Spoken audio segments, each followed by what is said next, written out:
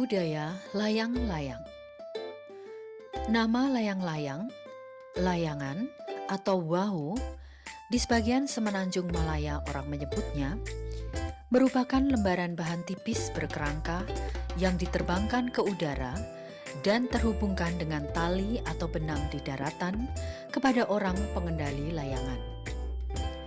Permainan layang-layang ini memanfaatkan kekuatan hembusan angin sebagai alat pengangkatnya. Secara tradisional, bahan dari layang-layang bisa dari kain, kertas, plastik, maupun lembaran daun kering, sedangkan kerangkanya bisa dari kayu, lidi, atau bambu. Layang-layang sering dibuat dalam berbagai bentuk dan ukuran. Umumnya berbentuk segi empat, memiliki panjang diagonal 20 cm hingga 40 cm.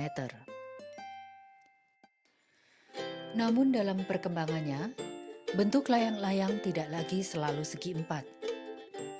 Sesuai kreativitas seseorang, layang-layang juga dibuat berbentuk lingkaran, segi enam, bahkan hewan dan sebagainya yang dilengkapi gambar dan warna yang semarak. Biasanya layang-layang seperti itu merupakan daya tarik pariwisata atau benda cenderamata. Bentuk layangan sejak tahun 1970-an sendiri selalu dimodifikasi para seniman. Ukurannya pun tidak lagi kecil, tetapi sangat besar, yakni dalam bilangan meter.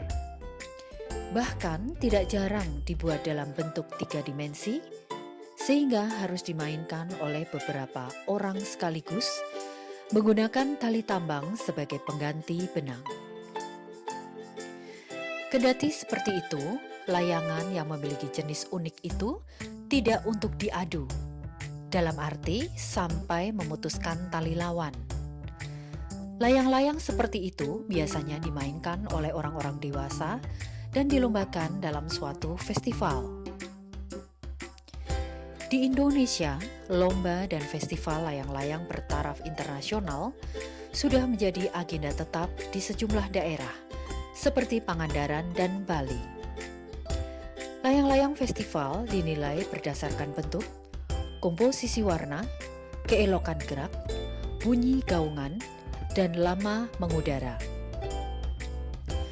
Selain sebagai permainan, layangan juga memiliki fungsi ritual. Di beberapa daerah Nusantara, layang-layang dimainkan sebagian besar dari ritual tertentu. Di Bali, terdapat jenis layangan yang sangat besar, di antaranya layangan janggan. Layangan janggan ini memiliki bentuk khas dengan adanya ekor yang berukuran sangat panjang. Bentuk tersebut diambil dari bentuk naga. Hanya saja, kreasi layangan janggan yang ada di era modern saat ini lebih bervariasi, tidak hanya hadir dengan bentuk kepala naga. Ada juga mendapati layangan janggan yang berbentuk kepala Garuda, macan, dan lain-lain. Layangan ini begitu sakral, karena ketika layangan itu keluar harus diikuti ritual tertentu.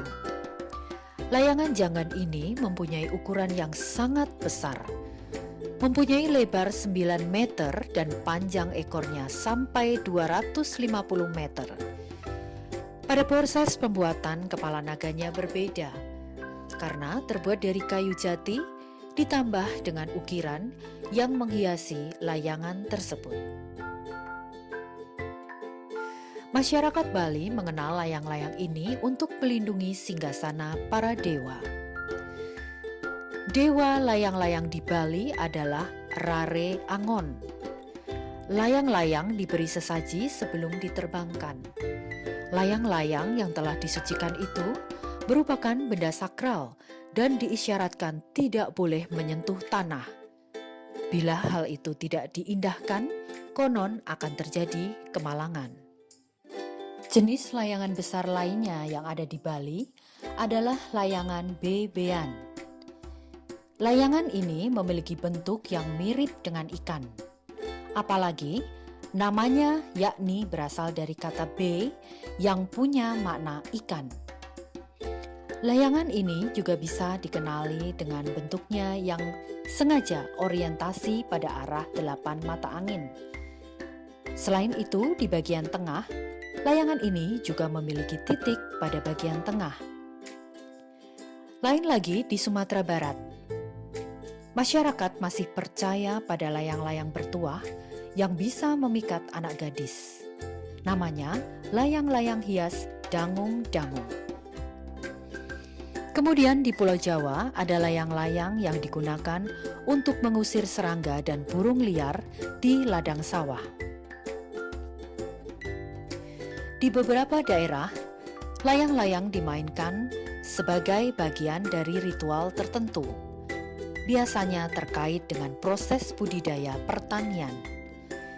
Layang-layang paling sederhana terbuat dari helai daun yang diberi kerangka dari bambu dan diikat dengan serat rotan. Layang-layang semacam ini masih dapat dijumpai di Sulawesi. Di Jawa Barat, Lampung, dan beberapa tempat di Indonesia, ditemukan layang-layang yang dipakai sebagai alat bantu memancing. Layang-layang ini terbuat dari anyaman daun sejenis anggrek tertentu dan dihubungkan dengan mata kail. Di Pangandaran dan beberapa tempat lain, layang-layang dipasangi jerat untuk menangkap kalong atau kelelawar. Entah sejak kapan layang-layang dikenal di Indonesia. Belum ada sumber sejarah yang menyebutnya secara pasti. Beberapa rangkaian relief cerita pada candi sekilas hanya menampilkan layang-layang berupa bagian dari tumbuhan yang diterbangkan dengan seutas tali. Selama ini, layang-layang asal negara Cina atau Tiongkok diklaim sebagai yang tertua di dunia. Namun, seorang ahli layang-layang internasional sekaligus antropolog bernama Wolfgang Pick menyanggah fakta itu. Dia mengklaim bahwa layangan dari Pulau Muna, Sulawesi Tenggara merupakan layang-layang pertama di dunia. Pernyataan Wolfgang itu berdasarkan temuannya di Gua Sugi Patini, Desa Liangkobori, sekitar 8 km dari Raha, ibu kota Pulau Muna. Masyarakat Muna sudah mengenal dan memiliki bentuk layangan tradisional yang bernama kahati, yang berarti layang-layang dalam bahasa setempat. Layangan khas Pulau Muna ini memiliki perbedaan jika dibandingkan layangan biasa. Bahan dasar untuk membuat layangan ini adalah daun kolope atau umbi hutan sebagai bahan utama layarnya, kulit bambu untuk rangka, dan serat nanas hutan yang sudah dipintal menjadi tali. Ketertarikan Wolfgang, yang juga salah seorang konsultan of kite aerial photography, scientific use of kite aerial photography, untuk meneliti keuningan Kagati berawal dari sebuah festival layang-layang internasional Berg Schirmer. Festival ini diselenggarakan di Prancis tahun 1997. Kagati keluar sebagai juara pertama pada lomba layang-layang itu dan berhasil mengalahkan Jerman. Keberadaan layangan tradisional ini mulai mencuri perhatian berbagai kalangan karena keunikan dan ketangguhannya. Layangan ini berbahan lembaran daun, tapi sanggup mengudara tinggi dengan durasi yang lama. Di dinding batu Gua Sugi Patini, Wolfgang menemukan lukisan tangan manusia yang menggambarkan seseorang sedang menerbangkan layangan. Lukisan itu dibuat menggunakan tinta warna merah dari oker atau campuran tanah liat dengan getah pohon. Dia memperkirakan Kagati telah berumur 4.000 tahun.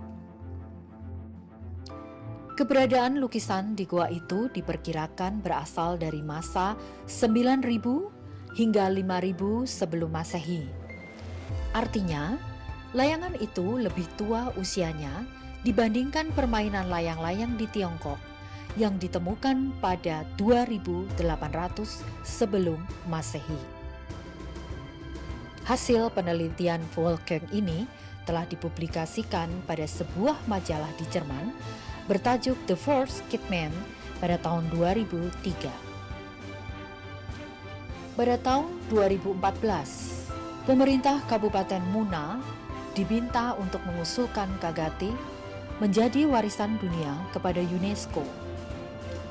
Permintaan tersebut disampaikan Ketua Asosiasi Legong Indonesia, Sari Majid, saat menghadiri pembukaan Festival Layang-Layang Internasional di Kota Raha, Pulau Muna, Sulawesi Tenggara.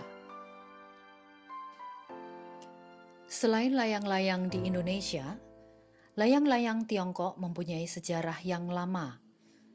Selain sebagai permainan, pada abad pertengahan, Cina pernah membuat layang-layang untuk tujuan militer, antara lain untuk mengintai musuh dan mengukur jarak keberadaan musuh dan digunakan untuk menyampaikan informasi militer.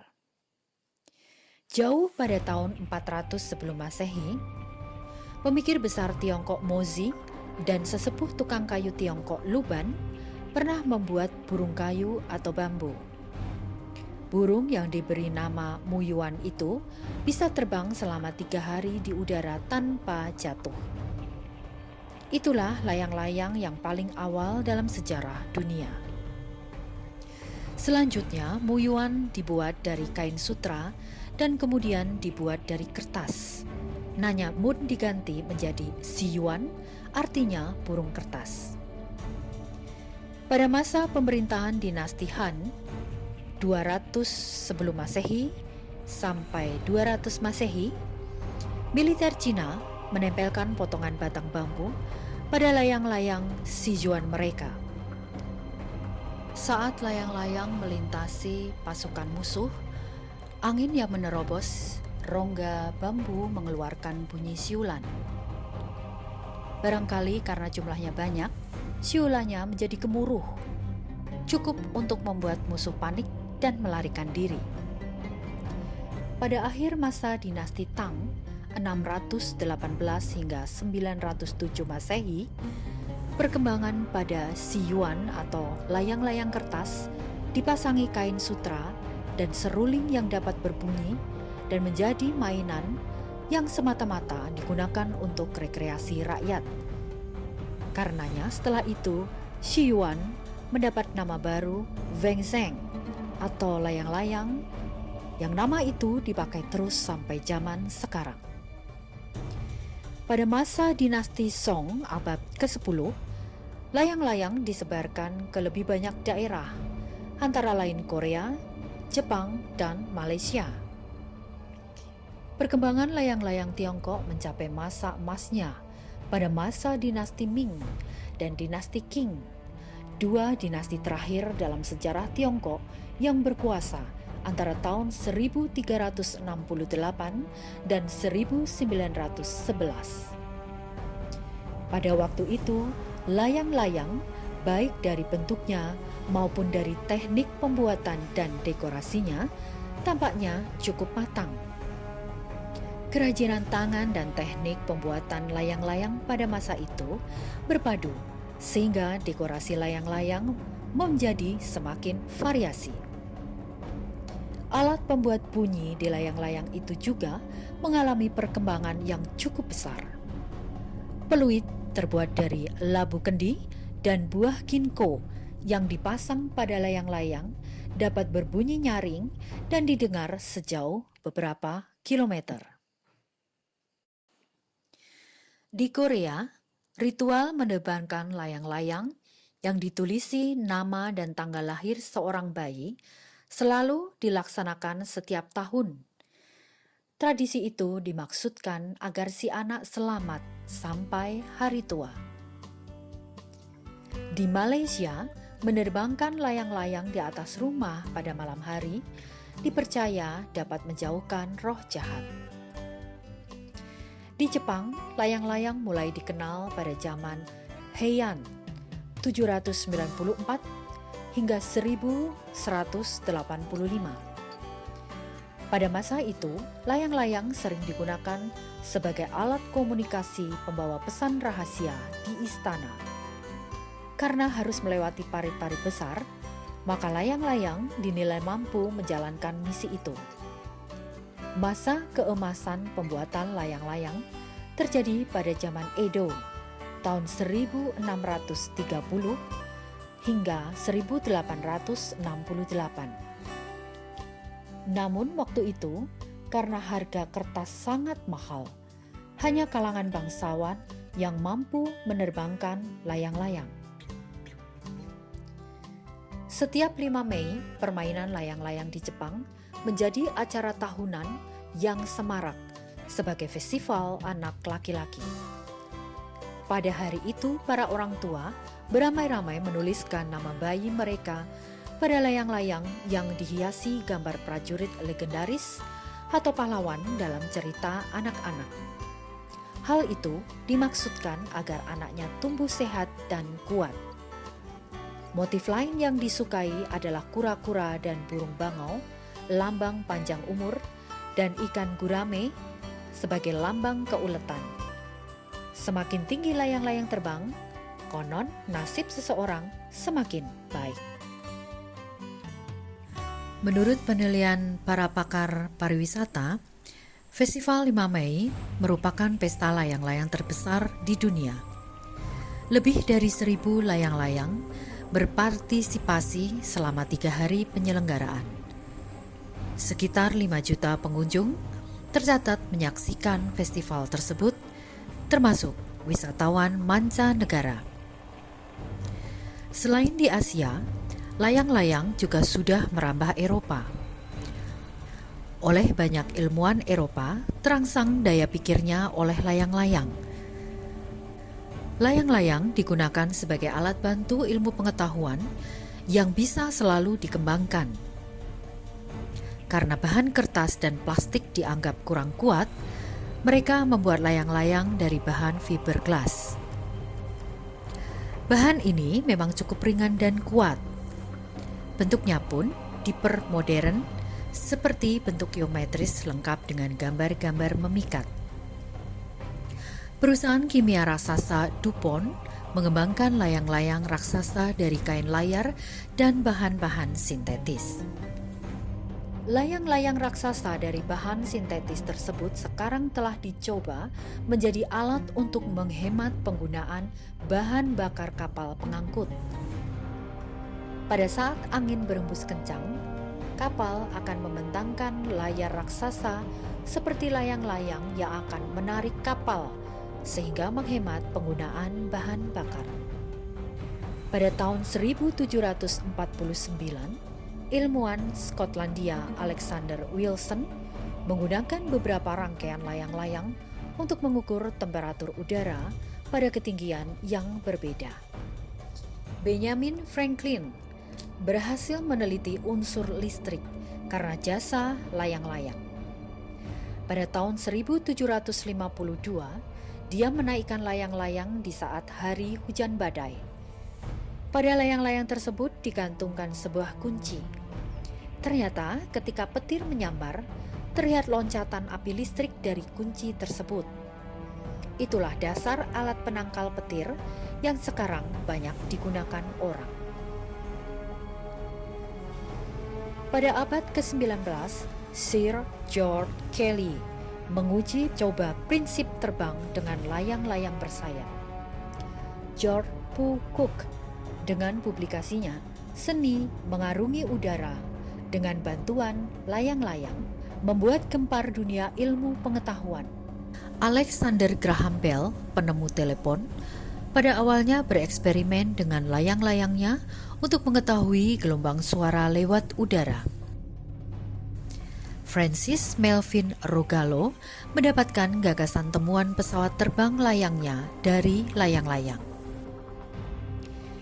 Di Belanda, layang-layang buatan Gerard van den Leeuw banyak membantu kegiatan SAR laut.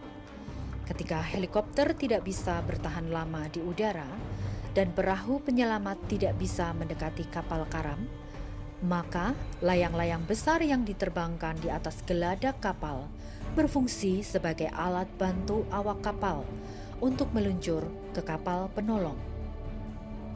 Perusahaan minyak Inggris, British Petroleum, pernah membuat eksperimen luar biasa dengan layang-layang. Kapal tanker perusahaannya waktu menempuh perjalanan jauh ditarik dengan layang-layang. Setelah dikalkulasi, ternyata perusahaan itu berhasil menghemat energi sekitar 10% dari jumlah energi yang biasa dihabiskannya. Manfaat praktis layang-layang pun cukup banyak. Di antaranya pada tahun 1847 membantu merentang kawat melintasi sungai Niagara antara Amerika Serikat dan Kanada untuk membangun jembatan gantung pertama. Sedangkan pada tahun 1800 hingga awal 1900-an, meteorolog memanfaatkan layang-layang kotak yang dilengkapi alat pengukur cuaca. Khusus pada militer selama Perang Dunia Kedua, yaitu pada tahun 1939 hingga tahun 1945, sekoci penyelamat dilengkapi layang-layang berantena radio untuk mengirim pesan SOS. Layang-layang juga menjadi ilham bagi terciptanya balon udara dan pesawat terbang yang paling sederhana. Begitulah sebenarnya kalau kita kreatif, benda-benda yang dianggap sepele mampu menjadi alat bantu ilmu pengetahuan, bukan sekedar permainan anak-anak. Pada zaman sekarang di Indonesia, kecuali seniman-seniman Bali, jarang sekali yang mau menekuni seni membuat layang-layang. Padahal, Indonesia memiliki aneka ragam budaya yang mempesona, jauh lebih banyak daripada budaya di Jepang. Ya, kita memang selalu mengabaikan warisan budaya masa lalu. Mungkin kita akan menyesal di kemudian hari karena tidak melestarikan layang-layang. Agar kita bisa lebih mengenal tentang budaya layang-layang ini, kita bisa mengunjungi Museum Layang-Layang yang terletak di Jalan H. Kamang nomor 38, Pondok Labu, Jakarta Selatan. Museum ini merupakan museum layang-layang pertama di Indonesia. Jumlah koleksi layang-layang di museum ini berjumlah 600, tetapi jumlah tersebut terus bertambah seiring datangnya koleksi-koleksi baru dari para pelayang daerah dan luar negeri, maupun layang-layang yang dibuat sendiri oleh karyawan museum. Sukses terus budaya layang-layang Indonesia. Ayo terus berinovasi.